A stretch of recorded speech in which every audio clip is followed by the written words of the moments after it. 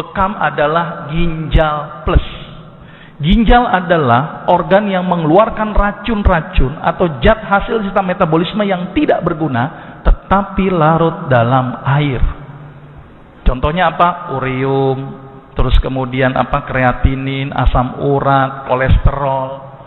Tapi masalahnya kolesterol tidak larut dalam air sehingga ginjal tidak bisa membuang kolesterol.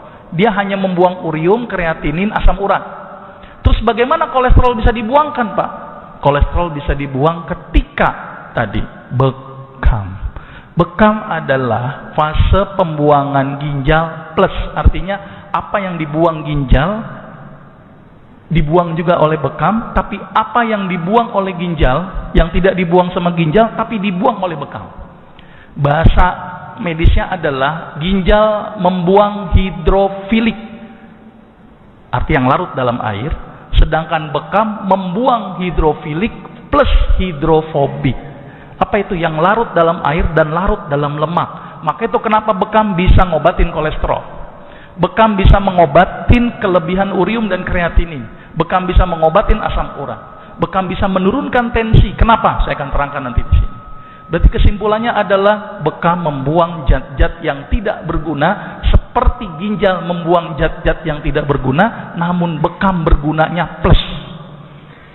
Itu gambaran sedikit. Nah, ini gambaran sedikit bagaimana mekanisme bekam. Ternyata ketika bekam tadi fungsinya sama dengan fungsi ginjal. Berarti dia membuang zat yang tidak berguna. Bahasa kerennya pengeluaran CPS. Tetapi ketika ada sentikan cetik, timbul rangsang nyeri. Ternyata rangsang nyeri ini akan merangsang ke otak langsung.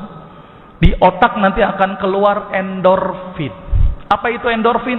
Zat yang bikin kita bahagia, kita tenang, tensi tidak terlalu tinggi. Itu keluarlah endorfin. Maka itu bekam ternyata bikin kita bahagia seharusnya. Ditambah lagi ketika di kop, maka semua cairan akan terkumpul di bawah kulit sehingga sensitivitas saraf menjadi tidak sensitif. Maka itu kenapa bekam ketika disuntik itu tidak akan ada timbul nyeri.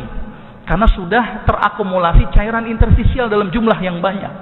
Ditambah lagi suntikannya itu merangsang otak, keluar yang namanya beta endorfin. Berarti bekam bahasa kerennya adalah bikin bahagia. Ingin bahagia, bekam.